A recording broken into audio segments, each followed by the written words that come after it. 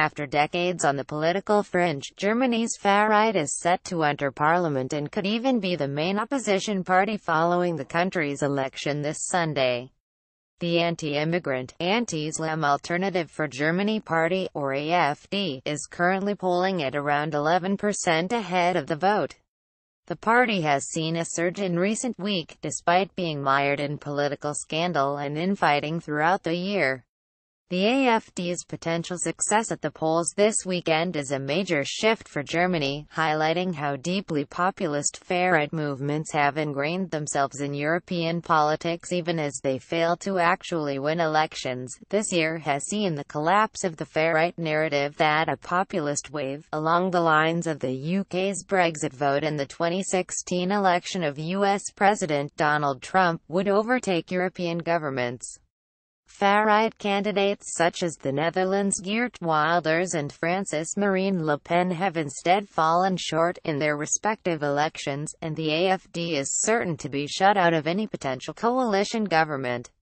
But even as the majority of voters in European countries still oppose far-right candidates, many right-wing populist parties have reached unprecedented levels of support. Around a third of French voters wanted Le Pen to be president, for instance, a tally that would have been unthinkable many years ago.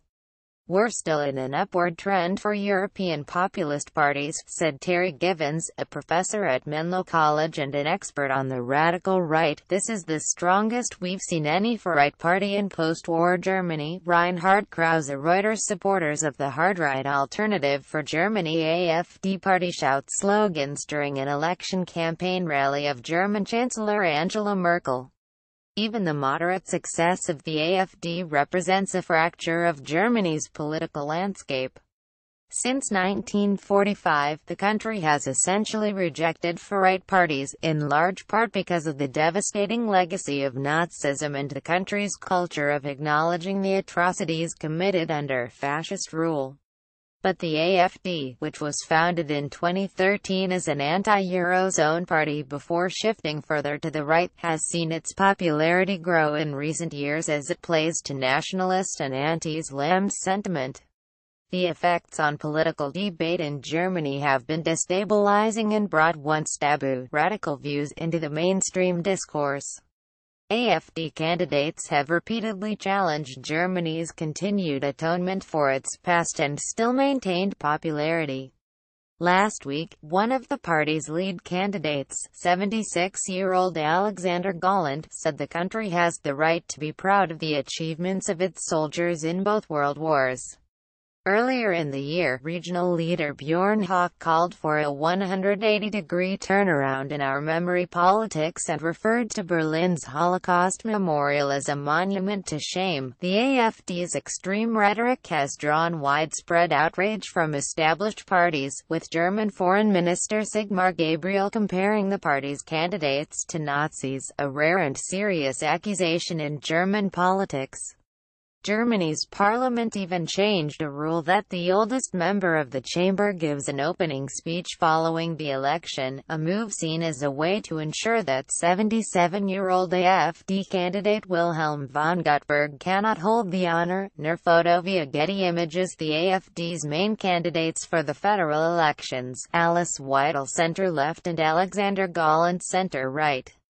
As the vote on Sunday approaches, the AfD has embraced some of its more extreme and Islamophobic talking points in a bid to stir up more support.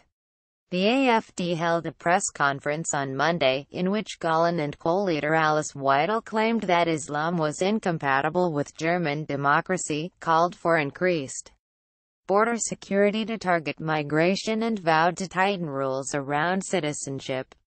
There is little chance that the AfD will be allowed to implement its policies, as German Chancellor Angela Merkel is expected to easily win her fourth term in office and form a coalition government that would exclude the far-right party. But the certainty around Merkel's re-election has potentially buoyed the AfD, with supporters voicing discontent with the continuation of the political status quo.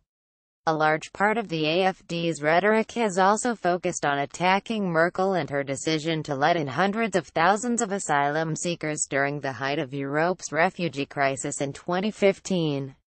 Although asylum numbers have dramatically fallen since then and support for Merkel remains strong, polls show issues around immigration, integration, and refugees are still the top concern for voters in the election.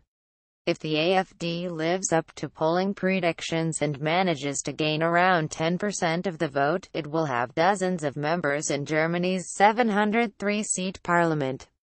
The party would also find itself in a position familiar to other far-right parties in Europe, dragging policy and debate to the right while its position as an opposition party means it doesn't have to figure out how to implement its ideas. Download Nick Robbins' Early World News reporter, HuffPost.